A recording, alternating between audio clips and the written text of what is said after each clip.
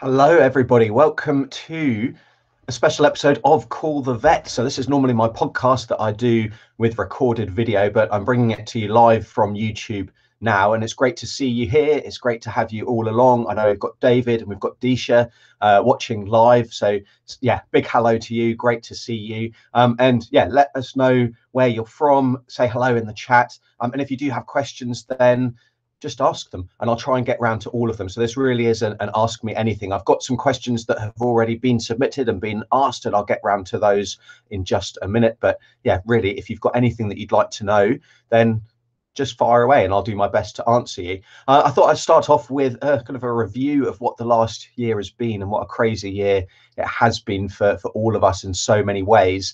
But the thing that I'm kind of most proud of and that I've had kind of has brought me one of the biggest pleasures is the interviews that I've started doing with some really fantastic people. Janelle, Mario, hi, great, thanks for coming along.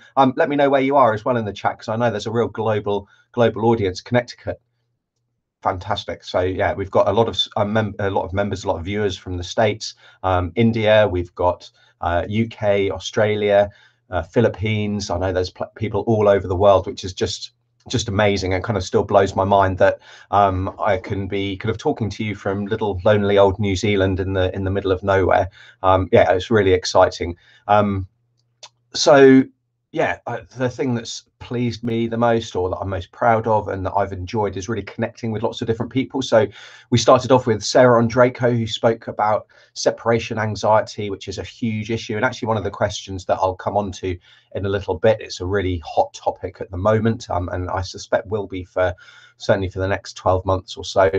We had Renee and Jim from Tripods, who are just fantastic people, and their passion is helping amputee dogs and cats. A lot of that is due to cancer, but for whatever reason, helping people make that decision, helping you, the pet owner, make that decision to, whether amputation is the right thing, and then how to optimize the health and the happiness of an amputee following surgery. We had Kat the vet on most recently, talking about how to buy a puppy the right way and how to avoid illicit breeders. And it's just amazing some of the lengths that they'll go to really con people out of their money and to give you a puppy milled, a puppy farmed puppy who's really not healthy, and you just end up supporting this horrible trade. Laylee and Kevin from Super Kit were fantastic and spoke all about the ideal cat collar and cat harness, and just as importantly, how to actually harness train your cat. So that's not something that I know anything about, and they brought some fantastic practical information. And then we had Dr. Meg Kelly, who talks about the importance of physiotherapy, which is also a really growing treatment modality that we can offer our pets, and it's really important, and it does a fantastic job for the recovery from so many different conditions, surgeries, but also for our older pets that are suffering from arthritis. Ms. Triz, we've got a question there. Steph, good morning. Great to see you all along. I always wonder when I do these things if anyone's going to turn up, and it's a little bit of an anxiety for me. So it's great to see you all here. I can see there's some questions, and I will get round to those towards the end. So I've got some things that we've got to get through before, if you like. So normally on the Call the Vet show, so I'll say normally, so we've had interviews, I've been answering your questions. So callthevet.org, and you can submit your question. It does sometimes take a little bit of time to appear on the podcast, although I do try and reply to everybody beforehand and give some pointers, so that you're not left hanging for months sometimes before the article comes out. But I had a question from Lance. So Lance's dog has got a couple of hot spots on his back, which he thinks he can get and can handle that, but there's also a lump between his shoulder blades, close to his neck, that's about the size of a quarter, which I believe is something like about that big, maybe. I'm not sure, I'm not from the States, obviously, but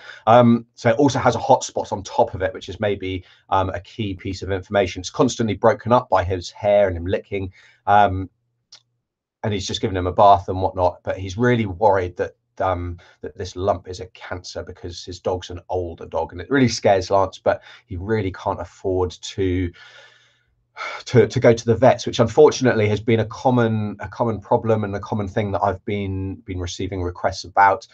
The times are tough for a lot of people, and I absolutely appreciate that, and my heart goes out to you if you're struggling like that, because so many people have been affected. But I've been personally quite isolated from that at the moment anyway. Certainly my family are all safe back in the UK, which is always a great relief. And New Zealand, we're so lucky to be pretty much virus free and life as normal. But I know that's not the case for a lot of people out there, and a lot of you may be struggling.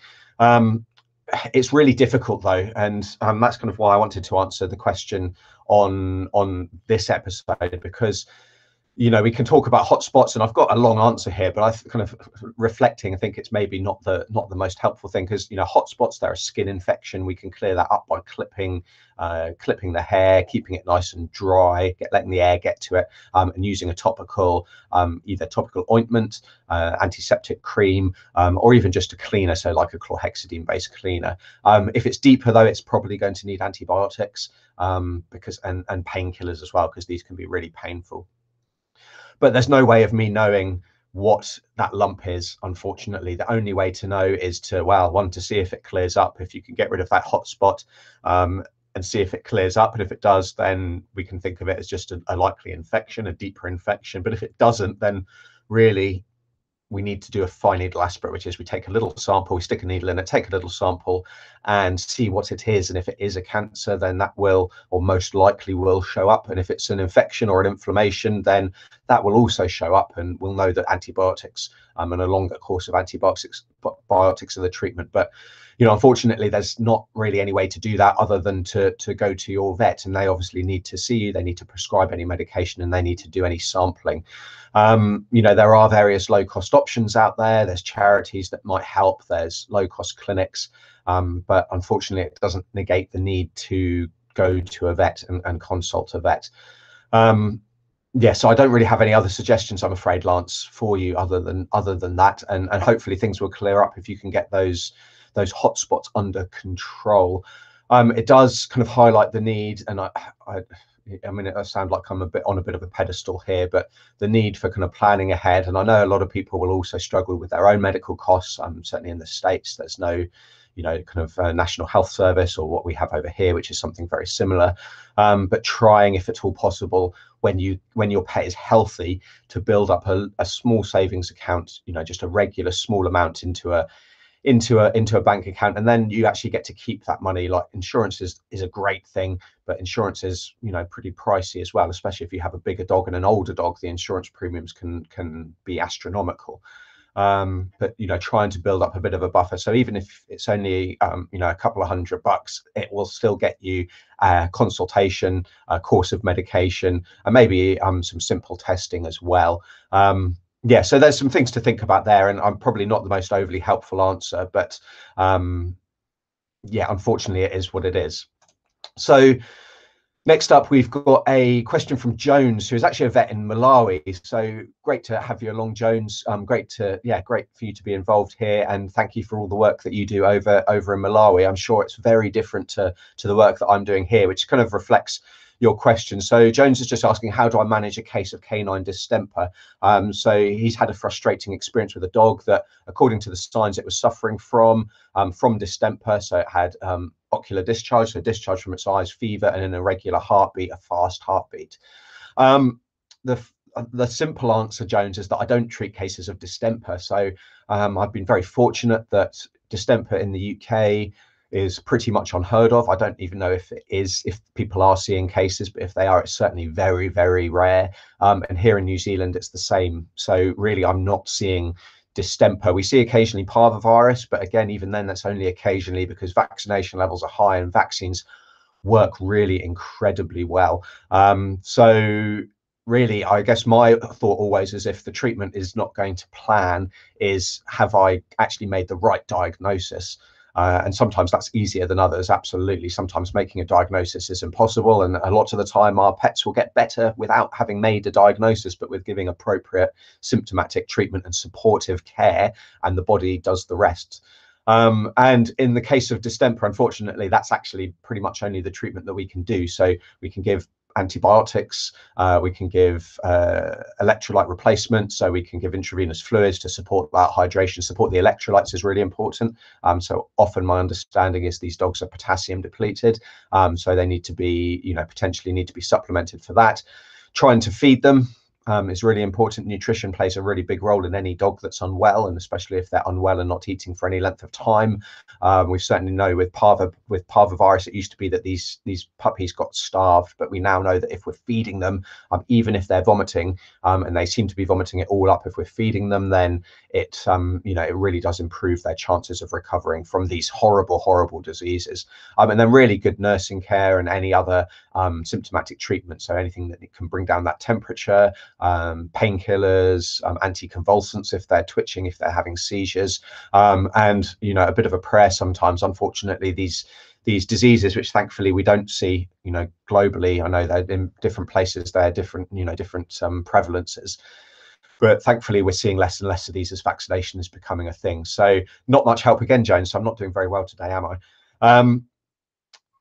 Fantastic. So next up, we've got some questions from Gurney Thor, and sorry, Gurney, if that is a terrible pronunciation of your name, who sent in a few different things, and we'll get going with those because there's some great questions. So what's the most interesting thing that happened in your clinic this year? Well, I guess it's been a year of change, hasn't it? And the most interesting, or the most different thing maybe, was the fact that we had to close our doors. We had to all dress up in protective clothing. We had owners that left their cat in their cage outside the door and then went back to their car before we could collect it, bring it into the clinic, and dogs were tied up on a lead, and so the same thing could happen, so that we had absolutely no contact with our clients. We then brought our patients into the consult room, examined them, called the owner while they were in the car, and had a chat, talked about the history, made the diagnosis, talked about the plan and the treatment, and then did that all in reverse to get their pet, their dog or their cat, back to them, which, to be honest, I hated. I know there's a lot of vets, and one thing I kind of wanted to talk about on a different video or podcast or whatever is there's a lot of vets who actually found that process, they quite liked having just the pet there and not having to deal with the public, the pet owner. But I hated it. So one of the big joys for me is actually communicating with people and building those relationships. And without face-to-face contact, it's really difficult to do that. It's also really difficult to actually know what people are thinking and feeling, and having a good discussion to make the decisions that need to be made. It made me realize how much we do actually rely on non-verbal communication, and how quickly you can read someone's body language when you're talking, to then be able to adjust any plan or suggestions and treatment going forward. So without being able to see people, I found that incredibly difficult, and obviously the whole process was pretty stressful anyway. So I guess that's the most interesting or different thing that happened. Thankfully for us, it only happened for, I think it was 7 weeks, or was it 8 weeks? I can't remember. It seems like a lifetime ago now, but it was very short. And I know there are some people that are still having to do curbside service because of the level of virus in their community. It's very stressful for them, or it's likely stressful for them as well. So are there some animals that you're still afraid of? I'm not a big fan of spiders, but thankfully I don't have to deal with spiders. I've never had to. Here in New Zealand, we don't have a great deal of exotic animals that are pets. It's not really allowed. Dogs and cats is the bread and butter work that I do now. We'll see the odd rabbit, the very odd guinea pig, or pet rat, but really that's it. We do see some hawks in the clinic, so we the other vet is part of the Hawk Conservation Trust and locally, and so we get a lot of those in. We've had a couple of penguins, an albatross recently, and some gulls and things like that. But we don't see a huge number of exotics. In my last practice in the UK, we did see, we were kind of the exotics practice for the area, and we saw bearded dragons, tortoises, and we had some massive Galapagos tortoises, which were cool to see. They really did look like dinosaurs. We had snakes and all kinds of different things, and then we did a lot of wildlife as well. So foxes, hedgehogs, pigeons, endless pigeons. So I'm not really scared of all those. I wouldn't say I know a great deal about them, but thankfully a lot of those problems with the exotic animals is the husbandry, so how we care for them. And the big thing is with the bearded dragons especially is that people would spend a lot of money on buying a bearded dragon, but then wouldn't spend any money on actually the vivarium and the UV light especially. And so it was actually a relatively simple fix to make some few husbandry suggestions and yeah, get that animal back to kind of eating and health. So, you know, it's quite easy from that point of view. But yeah, spiders, yeah, no, not so much a thing. And thankfully here we're not like Australia, and we don't really have too many spiders that we have to deal with. Typical life in the day of Dr. Alex Avery. Well, I guess if we take today as a typical typical day, so I'm up early, so it's 6:47 in the morning, so I was up at just after 6, knowing that I had the live stream. But my son also gets up pretty early and will often wake us up, although he's getting better and better at kind of sneaking down quietly.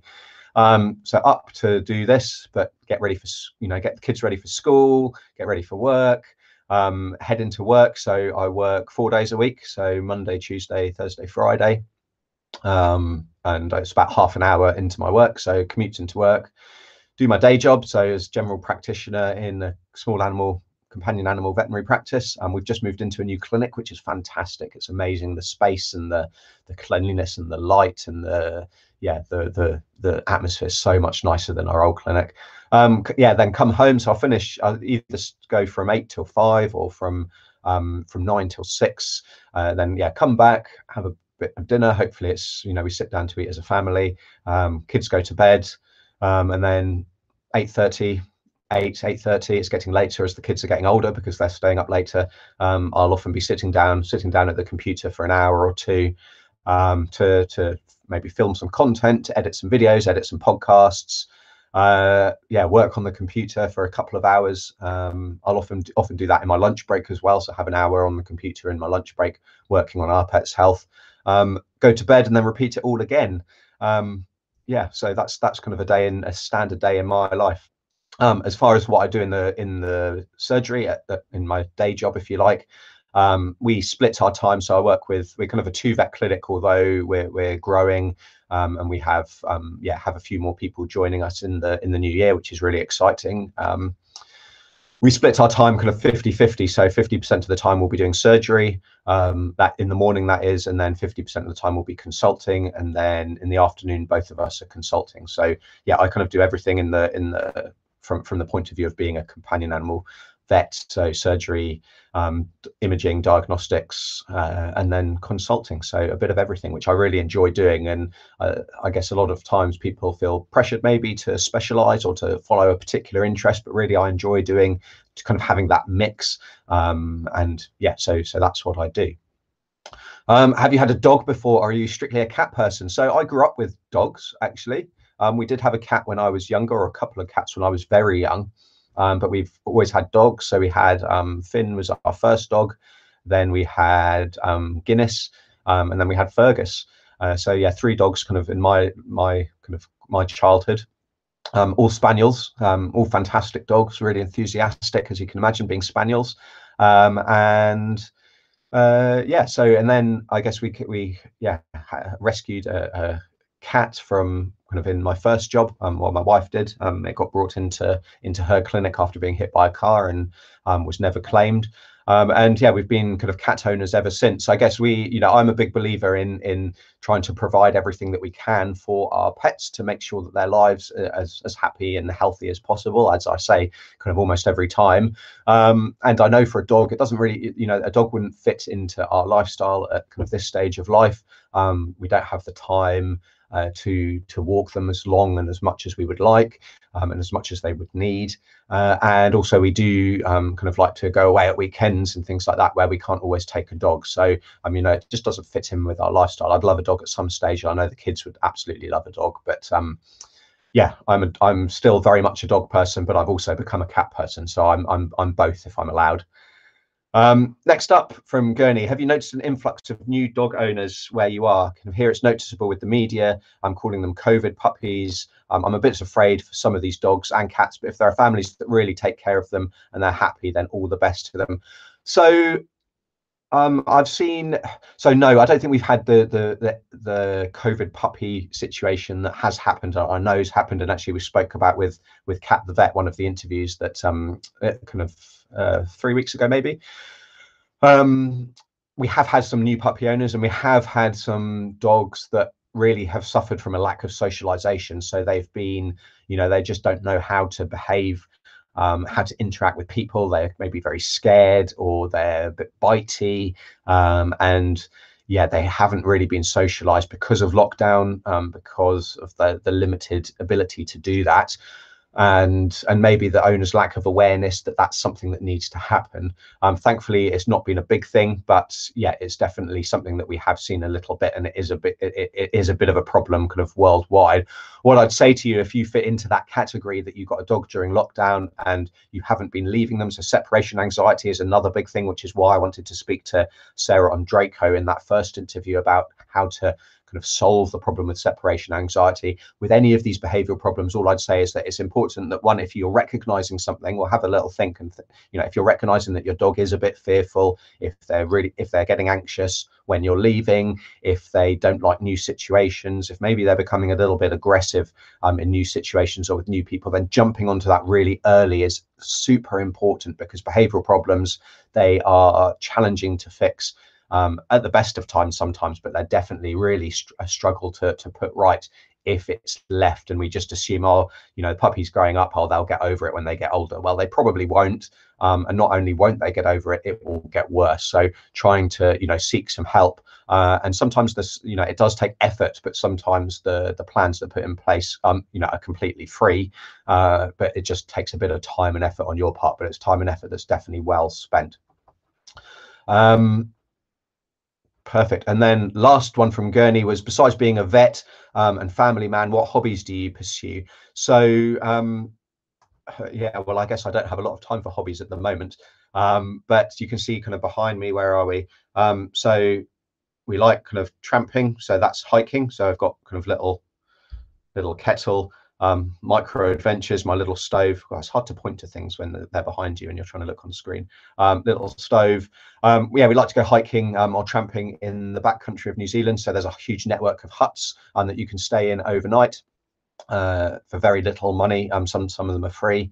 And they're very far away from the road, and you get no cell phone reception, and it's fantastic, and it's amazing. I like some amazingly beautiful spaces. So we always did that before kids, and now that our children are getting older, so they're 8 and 6, we're starting to get back into that, and we've done one overnight tramp this year, kind of this summer season already, and we've got another couple planned for the new year. So that's something that we really enjoy doing, and it's great to be doing that and sharing that with the whole family. Other things, I enjoy fishing, fly fishing. So there's some great fly fishing opportunities here in New Zealand.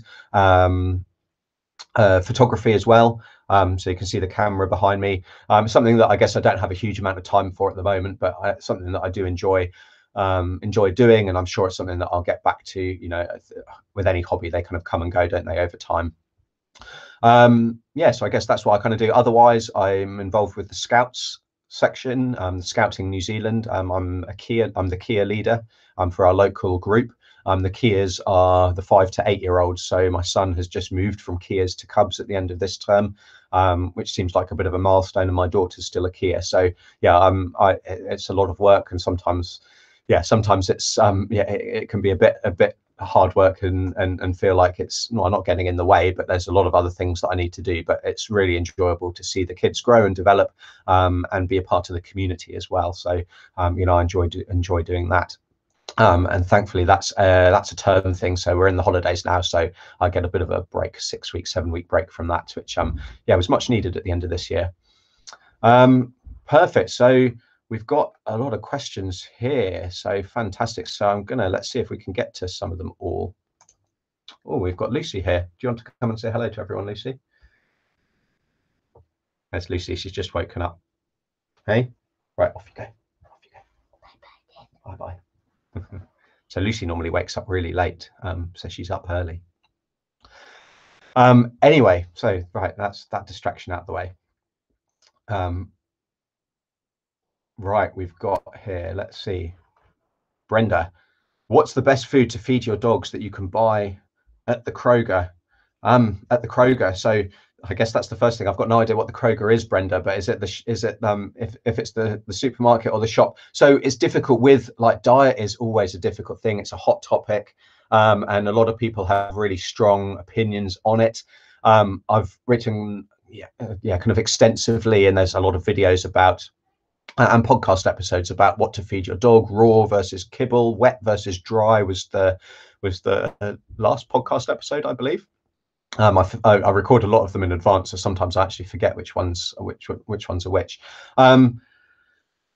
Like I tend to suggest sticking to a well-known brand rather than a boutique brand that you've never heard of or that's really super local. And the reason that I suggest that is because it's quite difficult to formulate a really well-balanced diet. And also, if we're formulating a diet, you'll see on the pack it's the AFFCO, I think those are the initials, which is the American Feeding Company or whatever. We can get that it fulfills those requirements just from analysis. Now, if it fills it from analysis, now we don't necessarily know that those ingredients are actually able to be properly digested and absorbed and all that kind of thing. If it's from feeding trials, then we can be a little bit more certain of that. But also, if it's a more well, I guess, regarded diet, a brand that's been around for a while, they're going to have more resources to work on making a better diet.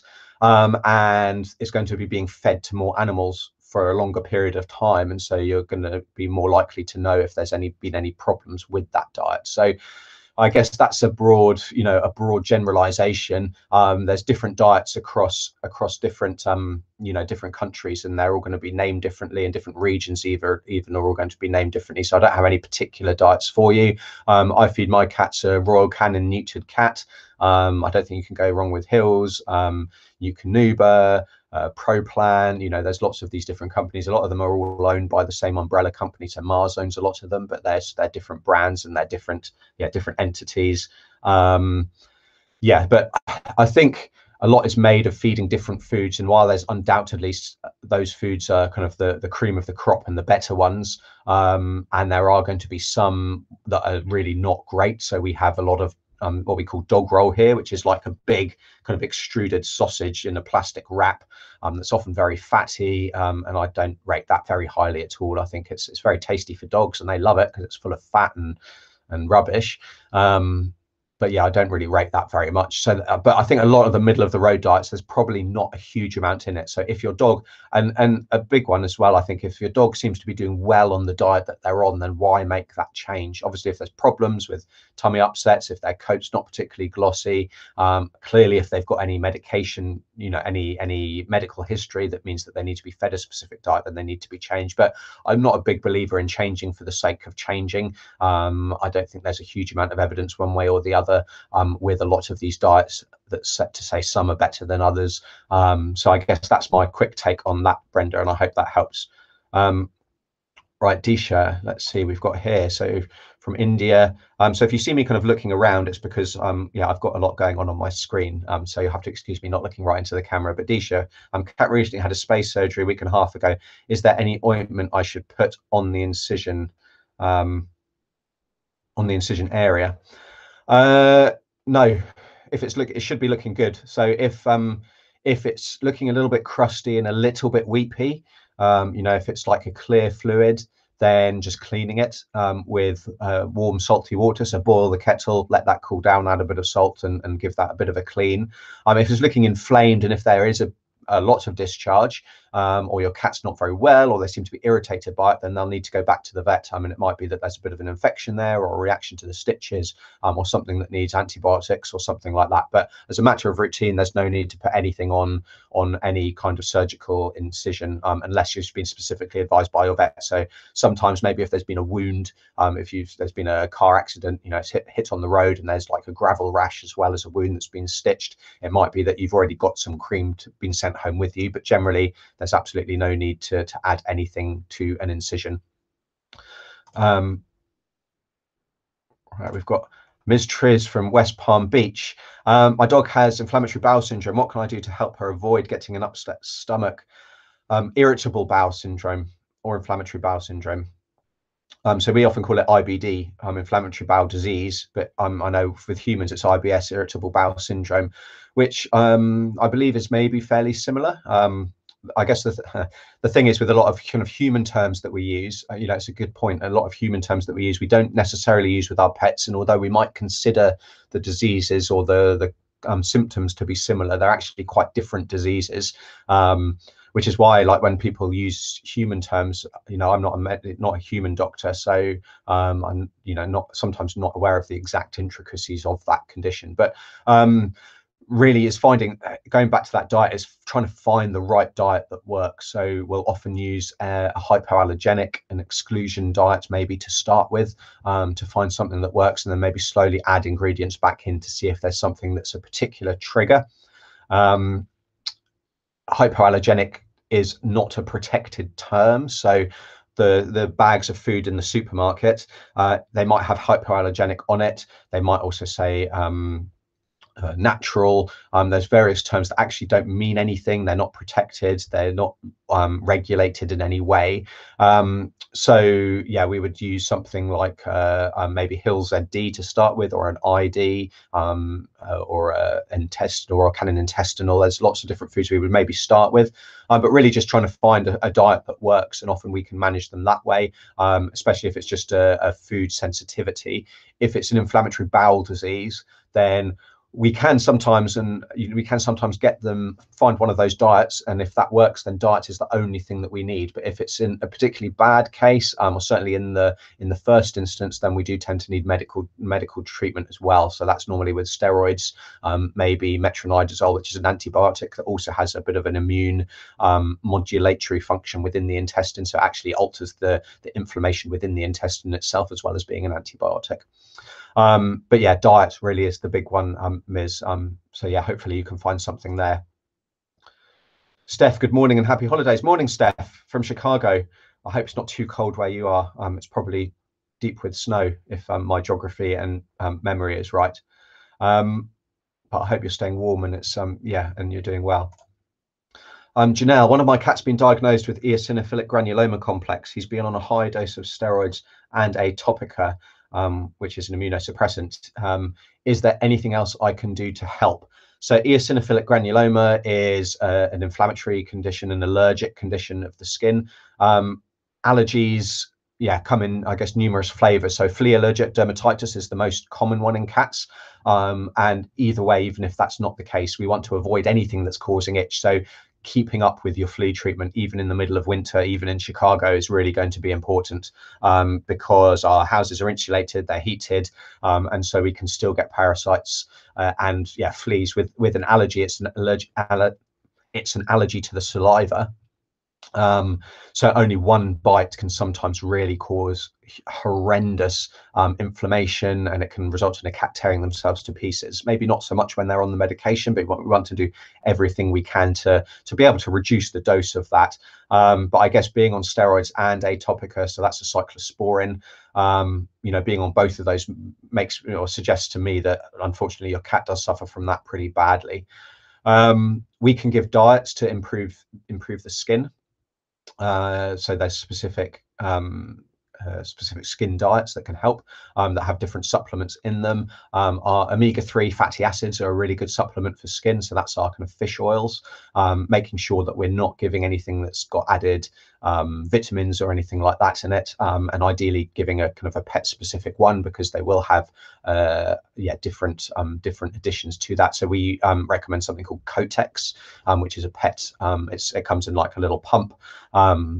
For a cat, that pump would last for 2 or 3 months, and it's actually pretty reasonably priced.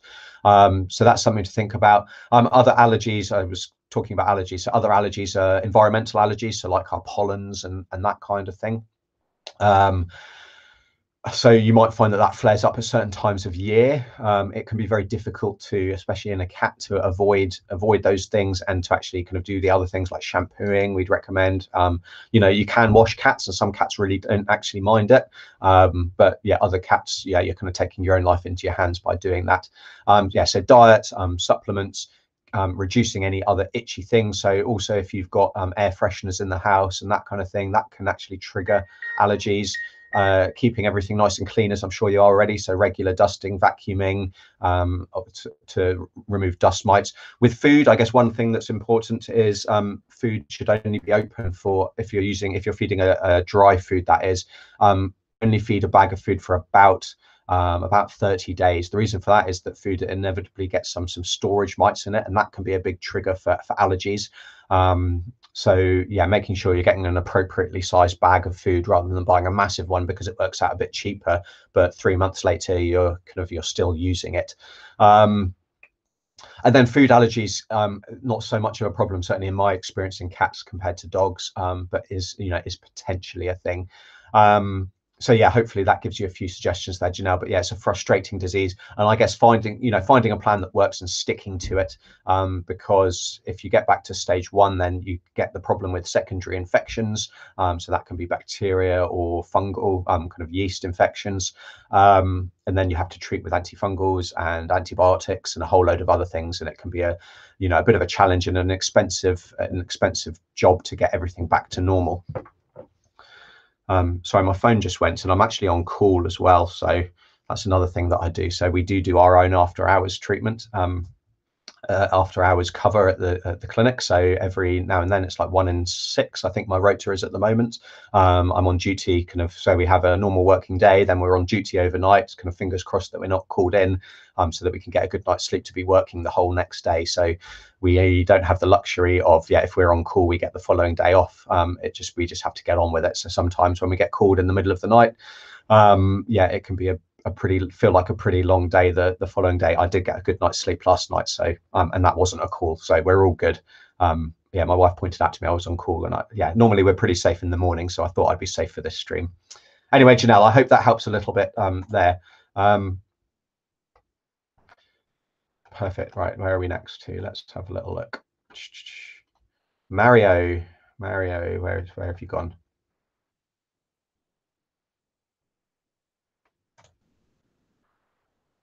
My Chihuahua has no appetite and her belly is swollen.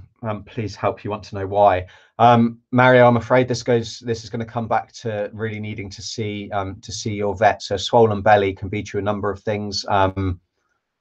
We can get hormone problems. We can get liver disease. We can get cancers, unfortunately. A belly that's become swollen, especially if it's kind of been a relatively quick thing, unfortunately, those are often not the greatest diagnosis. Heart disease is another reason that we can get that. We can get fluid building up in the tummy.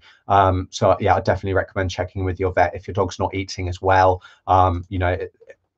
They're going to be pretty ill, but yeah, they really need to be seen, I'm afraid, Mario. And hopefully you get some good news. Certainly something like heart disease, if your dog's not on treatment for that, then treatment can be very, very successful.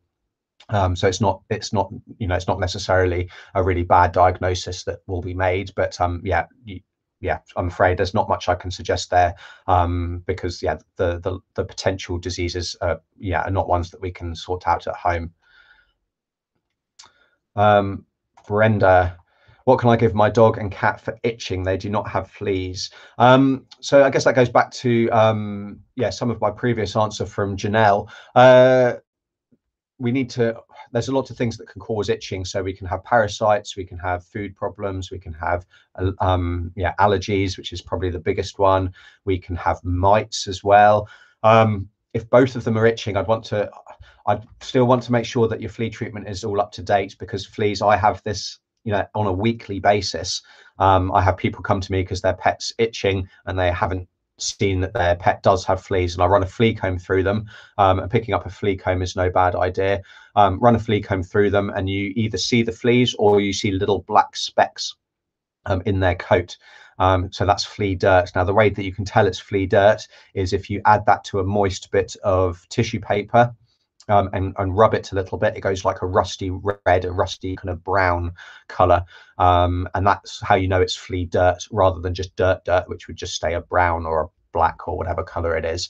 So they're really common, and I always think what a waste of a kind of a consultation for them, because if they just treated their pet for fleas, then the itching would have stopped. So I'd want to make sure. So yeah, not trying to teach you to suck eggs, Brenda, but yeah, if they're not up to date with flea treatment, I would definitely suggest you get that doing, especially with both of them. So with both itching, you know, there needs to be something, or there doesn't need to be something, but it's likely that there's something that's affecting both of them, and fleas is really the most likely thing.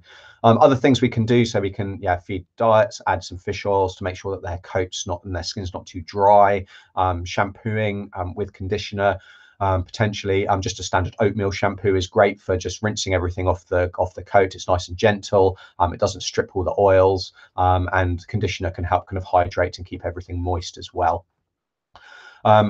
So I'd encourage, there's a lot of kind of questions to dive into deeper kind of detail in these things. I've got lots of videos about how to kind of, there's one how to treat allergies at home.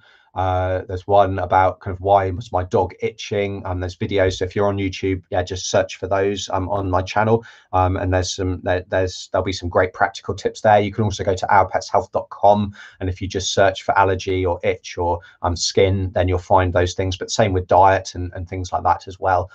There's a huge amount of information in the back catalogue there that will hopefully help you all. So David, we've got my phone is buffering, not good service. Is it uncommon for a dog to get a UTI just after getting over it? Bigfoot has a urinary infection again. So hi David. So David's got Bigfoot and Arnold as well, and I know Bigfoot's struggling. He's an older chap, struggling with mobility and a recurrent urinary tract infection. So no, it's not a simple urinary tract infection, David. Is not it doesn't commonly recur after it's been treated. There's a number of things that can make it get more likely to recur. That's not very good use of English, but make it more likely to come back. We can get stones in the bladder. We can have masses in the bladder as well. We can have kidney disease. Chronic kidney failure can cause a recurrent cystitis, a recurrent infection. Incontinence can cause that as well, because the tubes are open and it's easier for the bugs to kind of crawl up. Prostate disease as well in a male dog can make it more likely that we get a recurrent infection, because prostatitis, so the infection kind of sitting within the prostate, takes a lot longer course of antibiotics to get rid of. And if there's an underlying problem with the prostate, then it can make it more likely to happen again. It's a bit of a balancing act, David, because I know like Bigfoot's got lots of problems, and I know kind of that you're aware, that his time may be limited. So it's a bit of a balancing act between, doing what's right for him and, investigating these things. So if the antibiotics, and I've actually got a patient at the moment that's in a similar situation, if the antibiotics are keeping things going for the short term, and they help, then, and we don't want to do investigations because of everything else going on, then I think that's fair enough.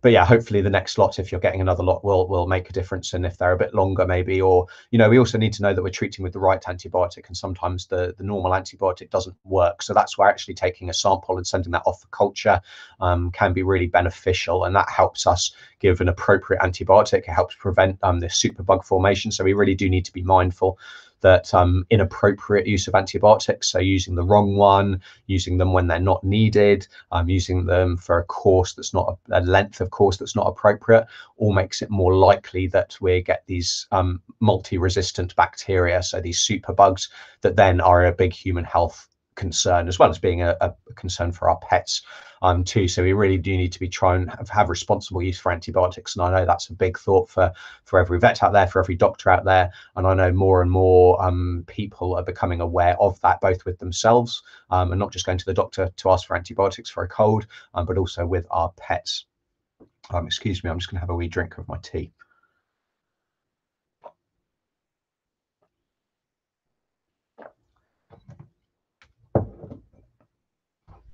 Okay, so I hope that helps a little bit, David. Yeah, and I know you've kind of struggled, kind of had a difficult time. So David, David's a regular viewer and always leaves comments under the video, which is fantastic. Please do the same. It really helps if you kind of leave a comment, leave a thumbs up on the videos when you watch them. I really appreciate it. And if you could, spread the message and spread the word about what I'm doing, both on the YouTube channel, also on the podcast. I'd love to have more people on the podcast. It's got a pretty small but dedicated audience, which I really enjoy serving, and I really enjoy doing the podcast as well. So I'd love it if you could spread the word.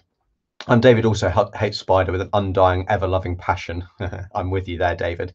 I'm still the bravest in the house though, and have to get all the spiders out of the house when they come. So I'm kind of slightly better than I was, but thankfully we don't have any of those massive ones. Mrs. W. 2 American bullies, and they've just produced their second litter of puppies. One of the puppies has a herniated belly button, and I'm concerned. So it depends on the size of that herniation, Mrs. W. So it's not unusual to have a little bit of an umbilical hernia. It's a very small hole that a little bit of fat kind of pokes through, and that in the early stages, at least, you can kind of push it up and push it back in. Occasionally, and it's very occasionally, and certainly in my experience, it's going to be probably a breed related and a genetic thing.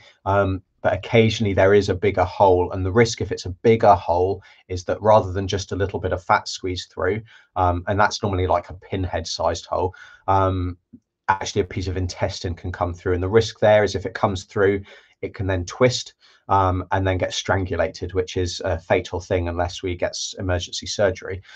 So I guess if you're concerned, if you feel it's a bigger hole, then yeah, getting it checked out by your vet will give you a very quick answer of whether you need to be worried or not.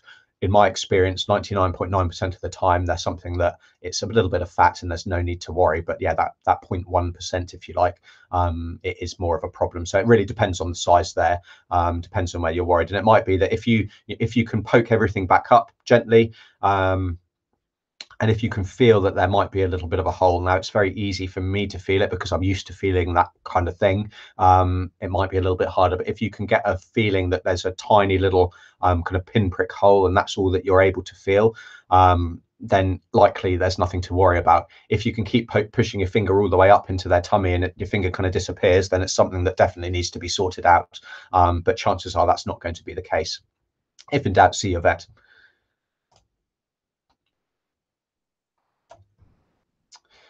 Kentama, nice to see you. Nice to have you along, Kentama. My cat has a large cell intestinal lymphoma. Sorry about that. She's on COP protocol on danzatron, serenia, tazapine daily for nausea. So, for those of you who don't know, on danzatron and serenia are antiemetics, anti-sickness drugs. Tazapine is an appetite stimulant. She's had bad nausea and appetence recently. Syringe feeding now. A recent ultrasound showed. There we go. Look, I can bring it up. So sorry, I thought that these questions scrolled for everyone to see, but that's why I'm reading them out. A recent ultrasound showed a normal abdomen. The vet thinks the chemo may be too much and reduce the chemo dosage. Could the long-term use of anti-nausea meds cause the nausea, lack of appetite? No, is the short answer. So chemotherapy is. So our aim with chemotherapy in pets is different to people in the sense that we don't give the really super high doses that we get as people, because our aim is generally not to completely eliminate that cancer.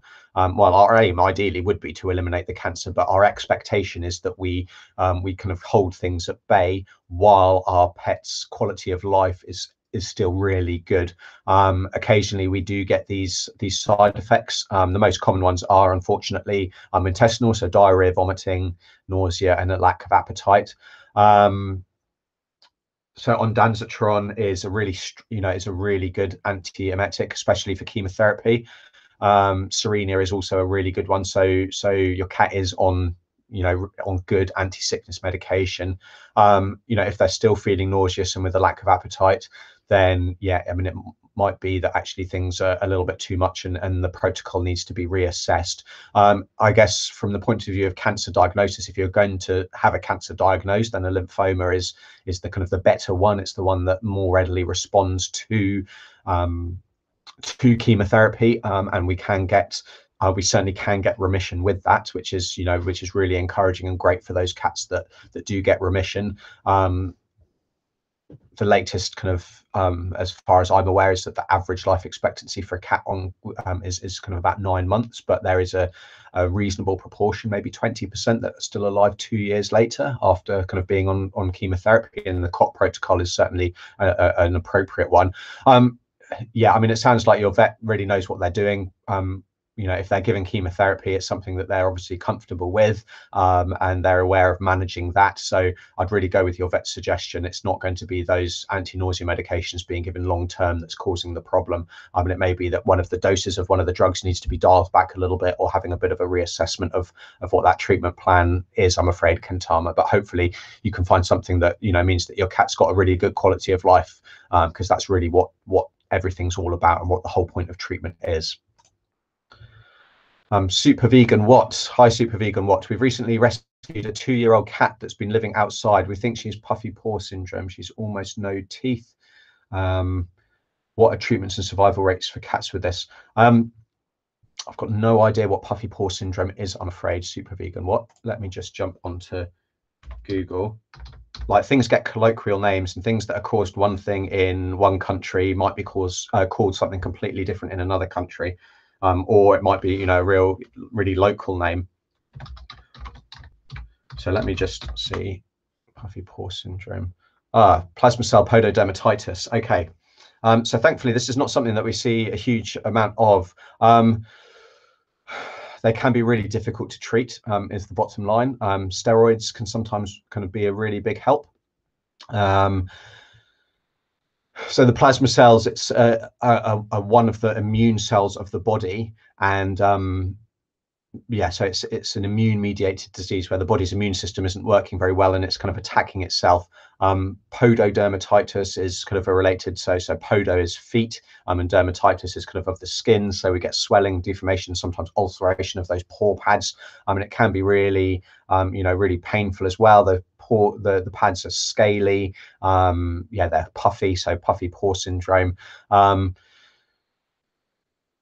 Yeah, and treatment is, is antibiotics sometimes, so doxycycline can sometimes help, anti-inflammatories, steroids, or cyclosporin. So cyclosporin is that Atopica that we spoke about earlier on, and that can help as well. So yeah, so I found in the cases that I've had that it can be a bit challenging to get it under control, but in other cases the response can be good, so it's definitely worth a go. If she responds really well, then you're going to know soon enough, and if not, then, you know, it might be that you need to reassess things.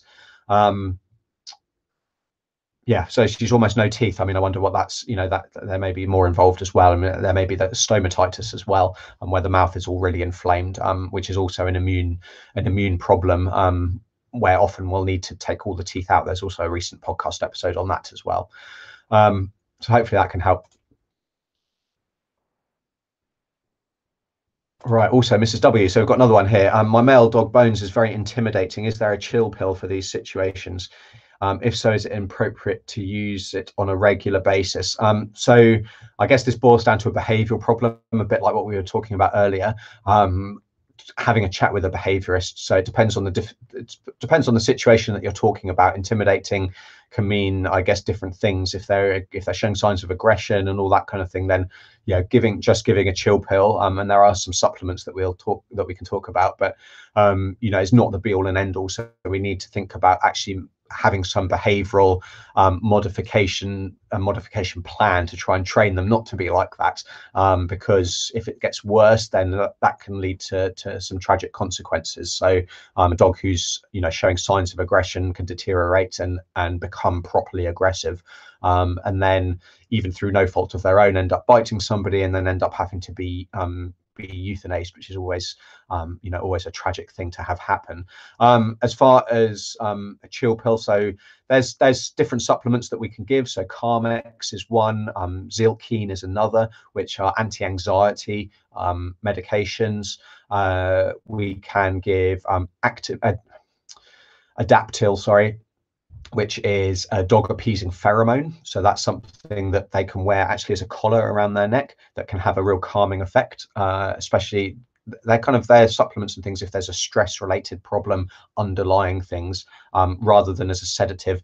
There are other things that we can give that are pharmaceuticals, but they'll need to be given in discussion with your vet, and again they'll need to have that discussion, and they should have that discussion about kind of behavioral intervention. There may also be a local behaviorist near you. If not, actually at the current point in time, there are behaviorists that are doing online work as well, so you maybe don't even need to have anyone round to your house, that you can can do that virtually. So yeah, those are some things to think about there.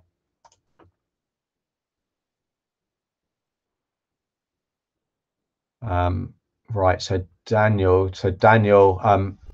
has had his cat die from FIP. I'm sorry about that, Daniel. FIP, feline infectious peritonitis, is a horrible disease.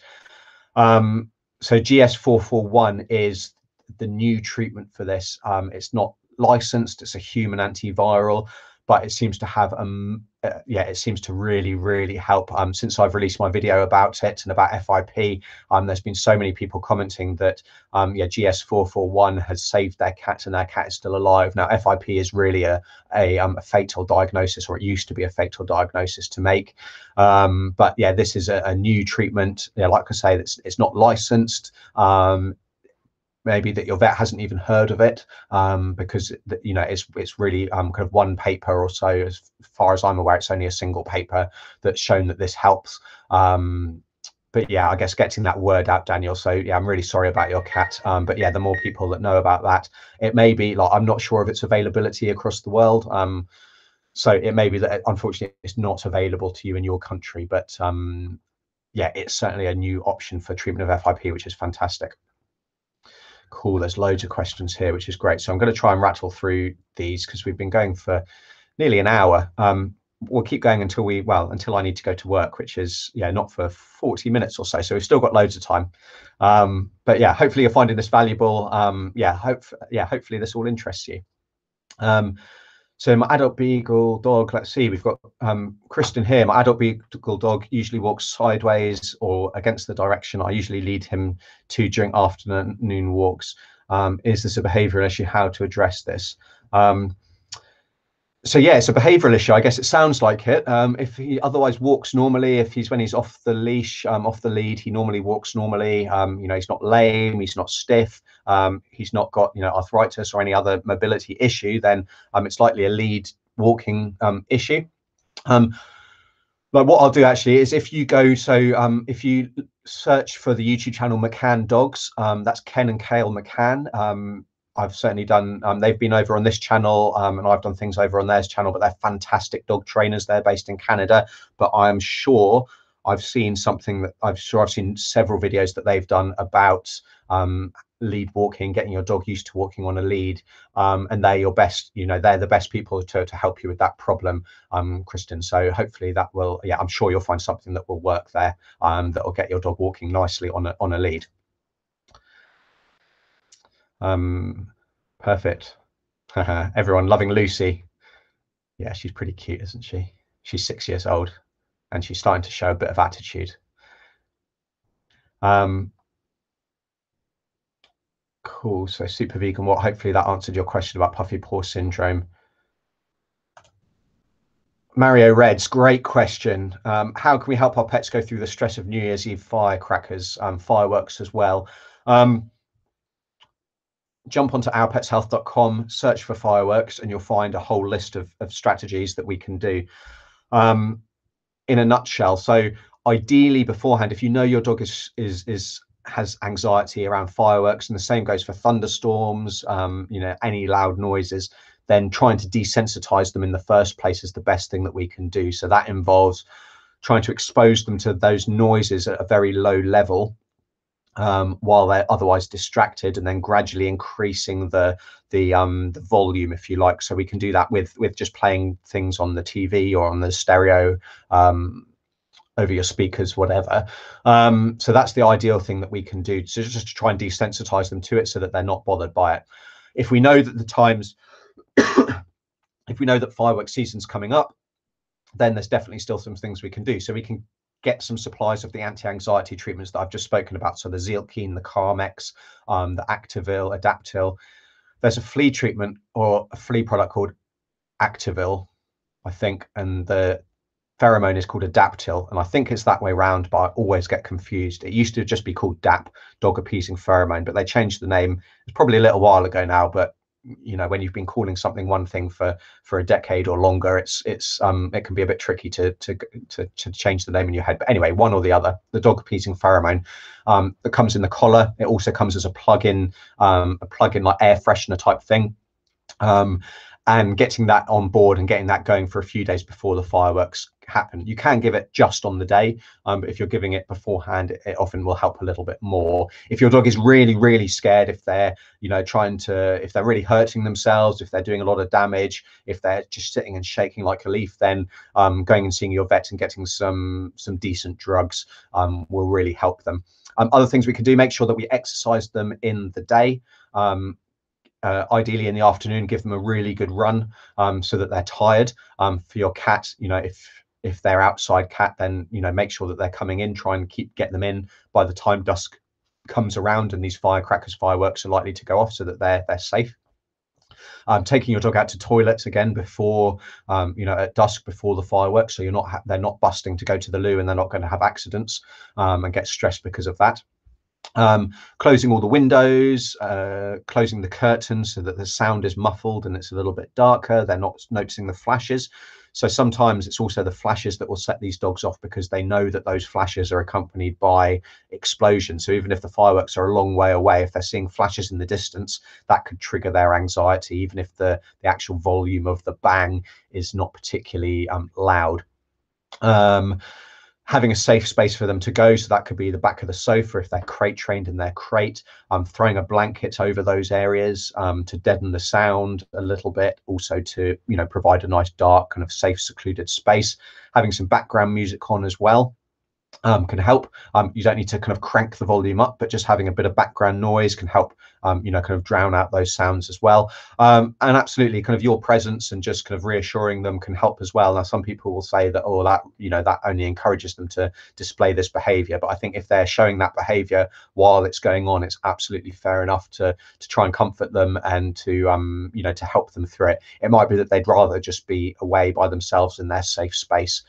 So yeah, there's a few things that you can do there, Mario Red. So hopefully that helps your pet stay safe. And yeah, it can be really, these guys can do a lot of damage to themselves. And again, I'd stress, cats, make sure you keep your cat in. If you can't guarantee that your cat's going to be in the evening before everything starts, then maybe think about keeping them in even a few days before. Because we do have, and I've been on duty on call on a couple of bonfire nights, and invariably we get at least one cat that comes in that's been hit on the road because they've panicked and ran across the road during fireworks. So we really don't want that happening to your cat. Yeah, so hopefully that helps there. Right, Susan. Hi, Susan. Would there be any problem with me giving my 6 cats the dingo dental sticks because I'm on low income? Dingo dental sticks, I've got no idea what they are either, Susan. But yeah, dental sticks as a general rule, no, I can't see why there would be a problem. Dental sticks are, so keeping your cat's teeth clean, like, it's really important. So really well done for recognizing that that's important. Dental sticks are good for those animals that actually chew them and spend the time gnawing them.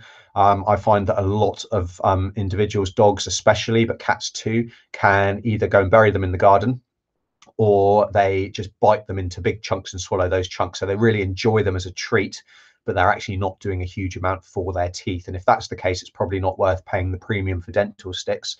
You're better off just giving them kind of some kind of treat if you want to. Other things that we can do for teeth, so brushing is the best thing that we can do. 6 cats, you're going to be spending all day, every day, brushing their teeth. But if you can do that, and that's something that you're interested in, then definitely I'd encourage you to do that. It's the reason why we brush our teeth twice a day. It's because it's the best thing that we can do. There are some diets that are proven to be better for maintaining kind of nice, clean teeth. And there are also some water additives or gels that you can kind of just dot on their teeth. That can help as well reduce the formation of the plaque and tartar, and I kind of liken those to kind of mouthwash for pets. Yeah, so there's a few other things that you can do there. I was going to say something else, but I've completely lost my train of thought there. But yeah, hopefully that will that will help. So I guess it depends if they enjoy them and if they gnaw on them. Yes, it can be helpful. Various dental chews that I was going to say, so any product that has any evidence that it works. I wouldn't say any product, but you want to be looking, if you're looking specifically for an oral health product, it will have a VOHC seal of approval, which is the Veterinary Oral Health Council. They also have a website, which is probably vohc.com or .org or something like that. If you Google VOHC, you'll find it, and they have a table of products that they recommend or that they have shown have a benefit for oral health. So if you search for that, and you'll find a number of things. Whether Dingo Dental Sticks is on there or not, I'm not sure, Susan, but you can soon find that out. Memory, hi Memory, good to have you along. So David, Kroger is a big chain of food grocery stores in the States. I was in Kroger yesterday. Thanks, David. It's it's difficult for me having this global audience that I'll know certain stores. I'll know probably the big ones like Target and things like that in the States, but even the really big ones, I have no idea what they are. So that's why it's quite difficult to sometimes recommend brands and things, because they do vary so much across the globe. Ms. Triz, her vet prescribed Royal Canin gastrointestinal. So yeah, hopefully that helps, and that's certainly one one option there. But with changing diets for intestinal upsets or sensitivities, it can sometimes involve feeding multiple diets and trying multiple diets. Also, the difficulty is that we need to feed these diets often for 6, 8, sometimes 12 weeks before we know if it's going to work. So yeah, unfortunately, sometimes it can be a long term. That depends on the problem. If it's like a food sensitivity, then you'll often get a response much quicker than that. But if it's like a food allergy, then yeah, really 6 weeks is an absolute bare minimum, and 8 to 12 weeks is going to be better. And unfortunately, it can be be a bit of a time. Yeah, it can take a little bit of time to find the right thing that works. I'm super vegan. What about puffy paws? So is it safe to give a cat with puffy paw syndrome sub-Q fluids? I can't get her into the vet any sooner than Monday, and I do have a brand new bag and lanyard of sub-Q fluids. So if you know how to give that and you're worried that they're dehydrated, then I can't see any particular harm in giving that. It's important to be sterile. It's important that we know exactly what we're doing and how much fluid to give. But your vet should be happy to give you that information. If they've provided you with a bag of fluids and they know your cat, they should be more than happy to advise you whether that should be the right thing to do, as long as she's booked in for a consultation on that Monday. So I'd give them a call. But yes, I can't see why that would be a particular problem. There are other ways. I mean, if there are other ways that we can encourage our cats to actually consume and drink more water. So we can add some water to their food. Ice cubes can sometimes help, boiling up some chicken or some vegetables and using the broth from that, and adding that to the water. And what you can do is you can actually store that broth in an ice cube tray, and so that you can you only have to do it once, and that can provide you with a batch that will last you for a few weeks. It's much better than stock cubes, because stock cubes have got a lot of salt in them. Even low salt stock cubes have got salt in them, and ideally we can be avoiding that. Running water is also great for cats.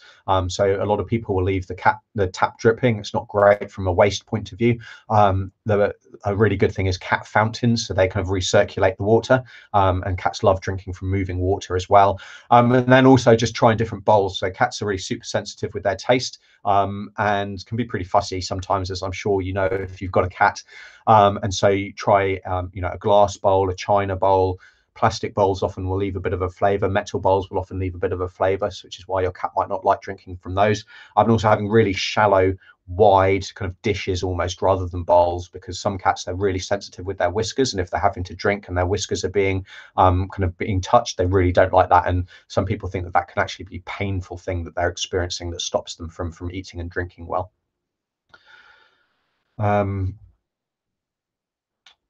Right, Elif and Trider, happy to have you along. So my pit bull has about a 1/4 inch sebaceous cyst that looks as if it's about to break open, and I don't have money to take him to the vet for a few weeks. If it breaks open, what should I do to maintain it? So sebaceous cysts, so if they burst out, it looks a lot like a grey, whitey, creamy cheese kind of material. And it looks horrible. If it's big, it can look really horrible. And it looks kind of like a pus, but if it's like that, if it doesn't smell, and it's often quite firm, then actually that's not a problem that it bursts out. It's just keeping it clean. What we want to avoid is getting a secondary infection. So keeping it clean, warm, salty water. If you can trim any hair away from it, just so that the hair's not going to get matted in the hole that happens when it bursts out. But yeah, that's really all that's needed. It will heal over. Chances are that sebaceous cyst is going to form again, and it will burst out, and we'll repeat that cycle. But if you're keeping it clean, then and it's not irritating your dog, then, that's all that we really need to do. If it's causing problems, if it's a recurrent problem, it keeps coming back and it's getting infected and your dog's really annoying you, then, saving up to get it removed is going to be a good thing. But actually just keeping it clean is the main thing there. Warm salty water again. You can add a little bit of kind of chlorhexidine, kind of rinse or something like that to it. But generally, if it's it's just keeping it clean. They're not normally infected to start with. If it's inflamed, the skin's inflamed around the outside, and your dog's irritated by it, then stopping them getting to it. So using like an Elizabethan collar can help, just to stop them kind of traumatizing it and introducing more infection. And it might be that they do need antibiotics as well. If certainly if it's puffy and inflamed, or if it's really weepy, then antibiotics might be needed. But yeah, hopefully that will help stop the problem before it even begins. Elephantrida. Super vegan. What? Yeah, I think the clinical name is pododermatitis. Yeah, cool. Austin Murphy, are there any CBD brands that you can suggest for dogs with arthritis or hip dysplasia? So there's a CBD and arthritis, CBD in general. So there's a CBD MD, I think. So if you look for a video of mine that's CBD, there'll be a link there. That is an affiliate link, which means if you do buy something there, I'll get a small commission. In the States, that is, there's certainly evidence that it can help, and that it does have pain-killing properties. I think it's important. The whole topic of CBD is, I wouldn't say it's controversial, but it's a hot topic, because a lot of people, that's all they want to do for their pets, and they don't go and do all the other things that we know work really well. And we're still in the early stages of knowing actually how well CBD works. So we don't know how well it compares to, say, some of the other painkillers. So I'd encourage you to work through it. And also, there's another video of mine that talks about the whole different arthritis management plan. So managing arthritis involves so many different things. So diet, weight loss is huge, supplements, exercise management, environmental management, changing their home, bedding, drafts, and then painkillers is clearly one part of that as well. CBD falls under that category, but there's a whole load of different painkillers, and there's no one size fits all either. But yeah, I think with CBD, with any CBD brands, you want to check that they've got independent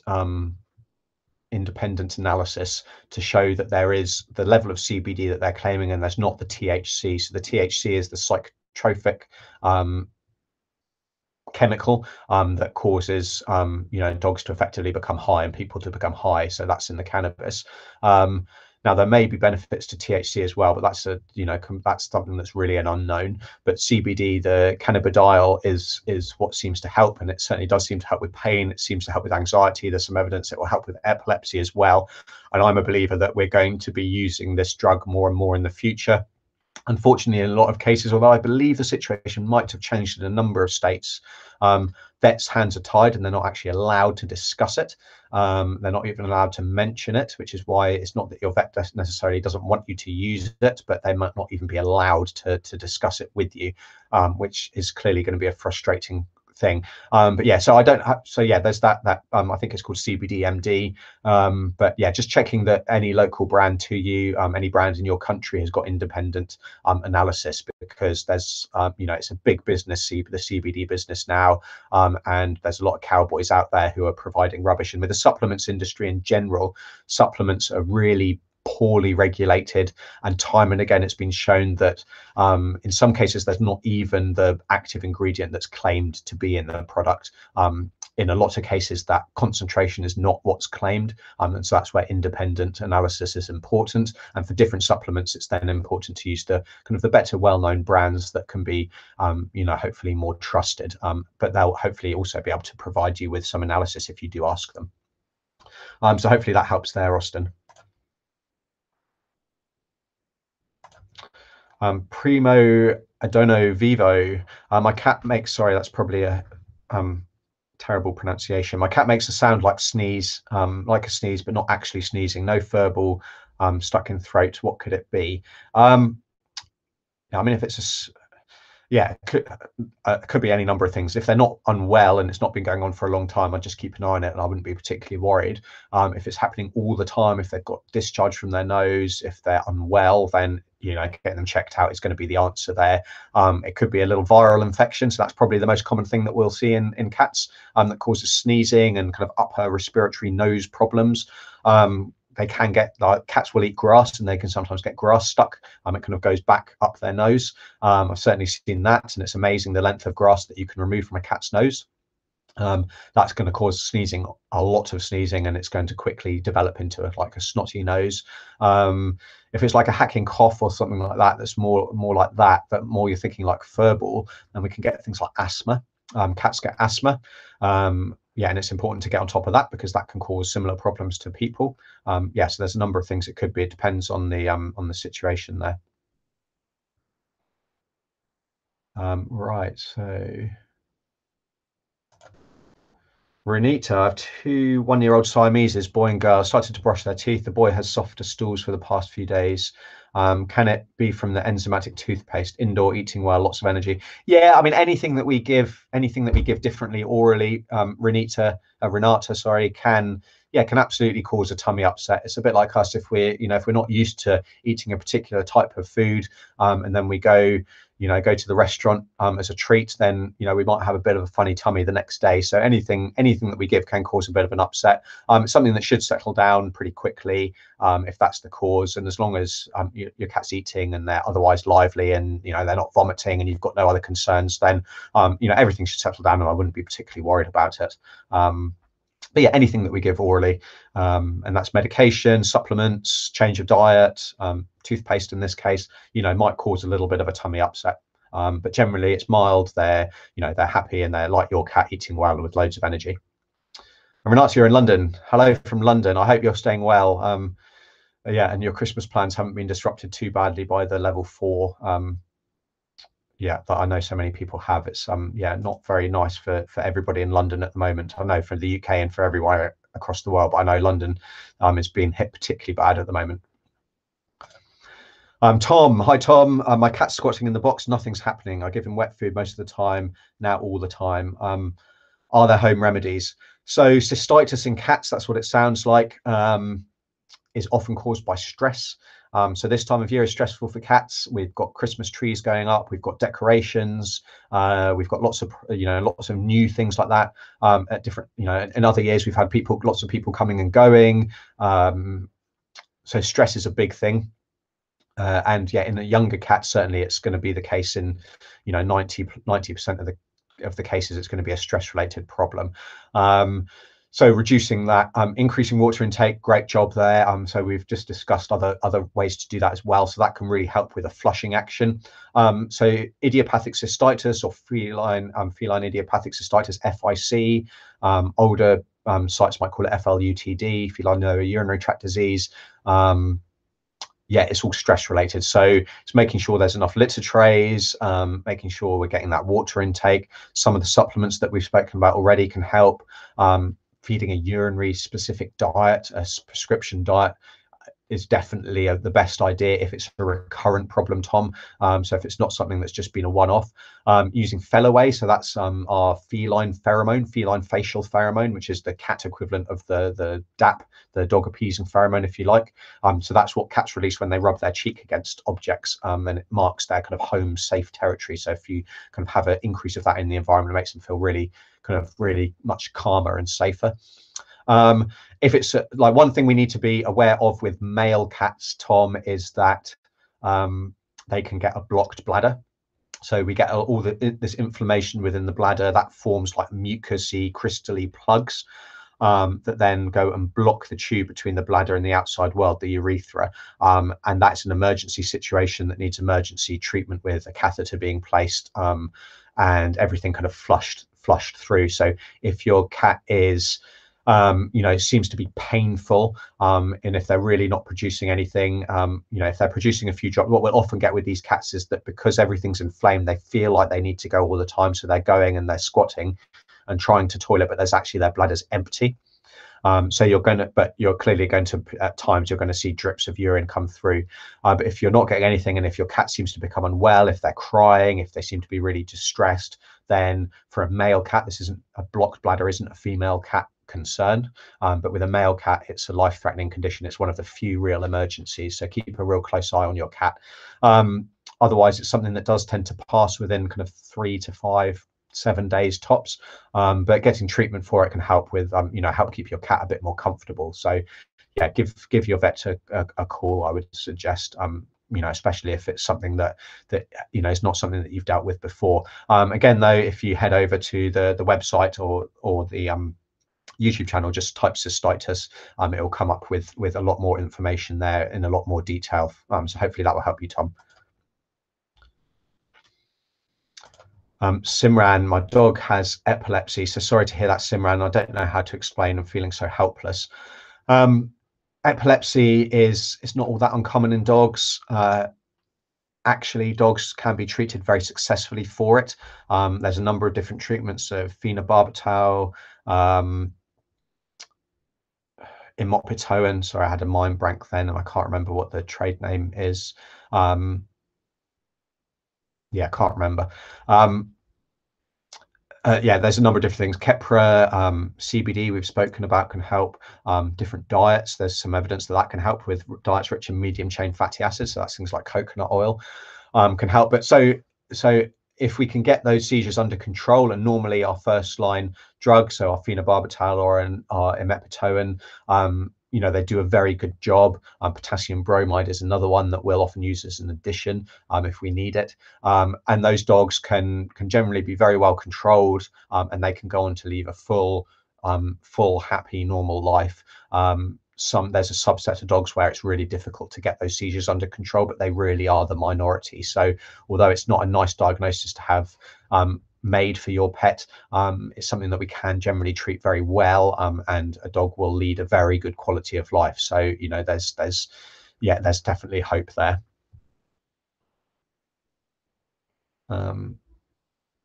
Right, let's see. So TP, Merry Christmas to you, TP, as well. My senior dog was diagnosed with kidney ailments with high levels of creatinine. Other than that, he's 13 years old, and day by day he's going weak, especially on his hind legs. He's giving up on his walks, which isn't good for his kidneys and him overall. It's hard to see him struggling. How can I help him? Yeah, it's difficult, TP, isn't it? Because if he's struggling on his back legs, you'd wonder, is there an arthritis problem here as well? And then it can be a case of trying to balance diseases, because if the kidneys are really not in a happy place, then actually giving our normal anti-inflammatories, painkillers, our non-steroidal anti-inflammatories, which normally do a fantastic job, is not going to be the best thing. But there are other painkillers that we can give, and that goes back to, I guess, some of those other arthritis management strategies that we've spoken about briefly. So jump onto the site or search for the videos about that. With kidney disease, like feeding a kidney specific diet is the best treatment that we can give. As a general rule, so it helps slow the progression of that disease. Increasing water intake is really important as well, because these dogs and cats as well, they're producing dilute urine, so it can be a struggle sometimes to stay hydrated. Especially if he's a bit painful and he's not as mobile, it might be that he's not eating as drinking as well as we would like. So some of those strategies to increase his water intake is going to be really important too. And really just keeping a track of him on a day-by-day basis. Unfortunately, our dogs live a lot shorter lives than us, and it's important that we always have their best interests at heart and know when to call time. Now, I'm not saying that that's now by any stretch, TP. I don't know without seeing your dog, but we need to think, are the good days outnumbering the bad, and are the treatment, if we're giving all of the appropriate treatments and it's not making a difference, then it may be time for a difficult decision to make. And I don't say that specifically for your dog, but just I think it's important to well. And I see David is having similar problems with you, and I know Bigfoot's struggling with his back end as well. So hopefully some of those things will help TP. Roger, so my pug's left back leg's twitching just at the slightest touch of his paw or the lower part of his leg. He pulls it back. He's walking normally and no limping, so he doesn't seem like he's in pain. Called vet today and they just told me to wait a week and make sure to not put too much pressure on it, like walking the stairs or jumping. So yeah, I mean, our pets can hide pain. It might be that there's just been a little bit of a sprain. If it's just his his paw or the lower parts of his leg, it might be that he's just kind of sprained things. If he's otherwise acting normally, he's not particularly limping, then I'd completely agree. I think a watchful wait, trying to rest. Like, so if we just sprain if we have a mild sprain in our ankle, it might twinge a little bit, but we're not particularly lame ourselves, and what we would do is we would rest. So we need to do that for our dogs, and that means that we need to do that for them, because sometimes they'll be feeling a little bit better, and so they'll then do too much, and then they'll go back to stage one. So yeah, I think that's fair enough. Keep an eye, and I guess we can get some other weird and wonderful and rare conditions where we get twitching and that kind of thing. But if the twitching, so keep an eye if there's twitching starts anywhere else, but I'm sure it won't. And yeah, I'm sure kind of a watchful wait is probably the best thing. I might agree with your vet there. Sons of Namara, hello. 2 trips to the vet. My 11-year-old dog is suspected of having arthritis in his hind ankles, issues with lower spine. He's on gabapentin, galoprant, and CBD for pain. Any solution or just preservation game? So arthritis, yeah, I mean, there's no solution in the sense of there's no cure for it. The other thing I should say is that I do have a free arthritis email course, which is at, let me see, our Pets Health. I'll just see if I can find it. Don't think it's going to be at that. No, arthritis. Let's just see if I can find the website for you. Yeah, so if you go to ourpetshealth.com/arthritis mini course, then that kind of walks you through, and other people have been asking about arthritis, all of the different options there for treating arthritis. It gives kind of a broad overview. So yeah, painkillers are fantastic, and it sounds like you're giving a really good amount of painkillers, and that's a really important thing as well, Sons of Namara, so which is a really good job that you've done, is not to be scared of using multiple painkillers. So a lot of people that anxious about painkillers in the first place, against giving any painkillers, and then they really hate the idea of giving more than one. But sometimes that's absolutely what's needed if we really want our pet to be pain-free, and that's going to be the aim. Clearly, that's everyone's aim. They want to be their pet, their dog or their cat, as comfortable as possible, and sometimes that does involve giving multiple painkillers. But there are those other things that we can do that we kind of discussed and run through briefly. But yeah, if you go to ourpetshealth.com/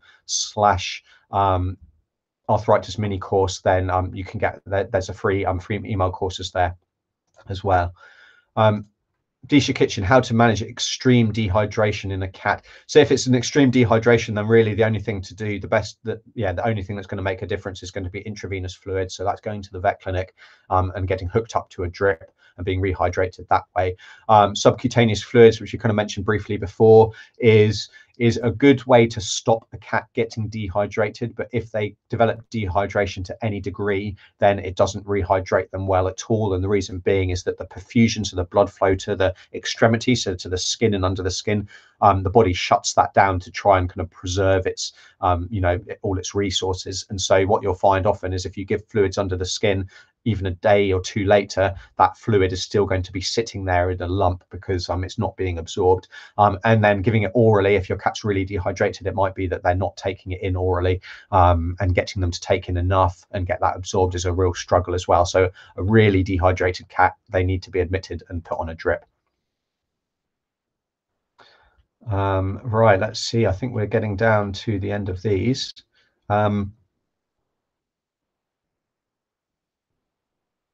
What age do Great Pyrenees have their heat? So our bigger dogs they'll often have their first heat a little bit later. So by and large, I guess we think of dogs getting their first heat at about 6 months of age, but our larger breed dogs, can be 12 months or sometimes even later than that.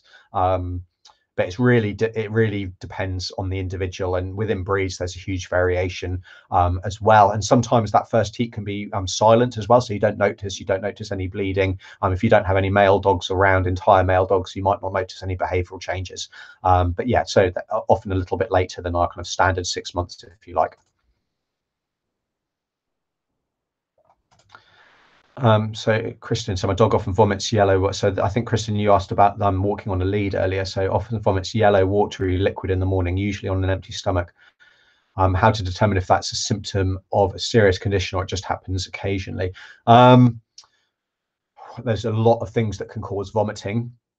And I guess if it's a regular situation, I'd be concerned, or certainly worth ruling some things out. And I think a blood test would be the first thing to do, Christine, after a physical examination, obviously. So your vet might examine your dog and find that there's something, find something that explains that, and a blood test, and then even potentially imaging. So x-rays, ultrasound might be the next thing, to talk about. But having a full history as well is important. So exactly when does this happen? What's your dog being fed?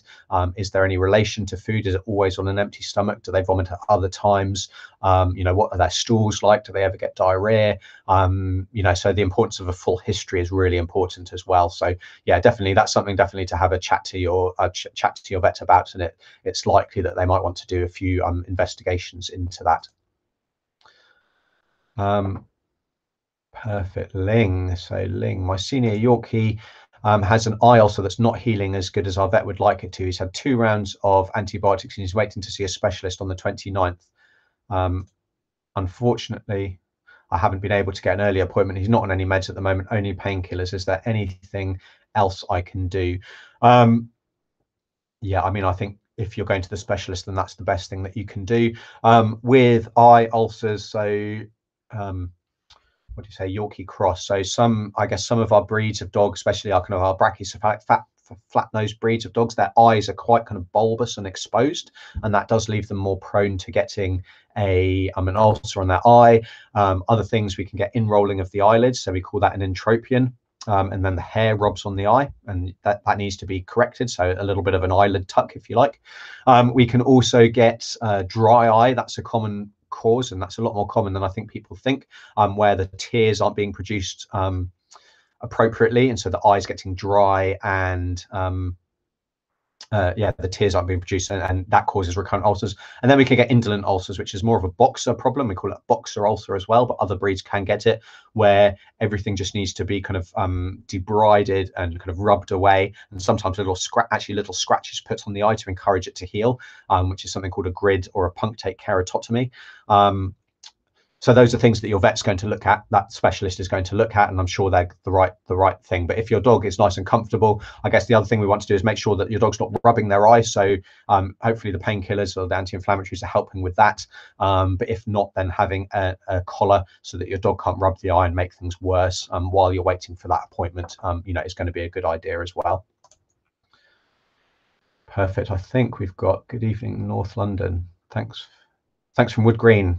You're very welcome, North London, and I hope things are all right with you as well. Terry, so we've got a couple more. So I've just so Ileana, so that's a very similar problem. It sounds like to Christine. So hopefully that will answer your question as well.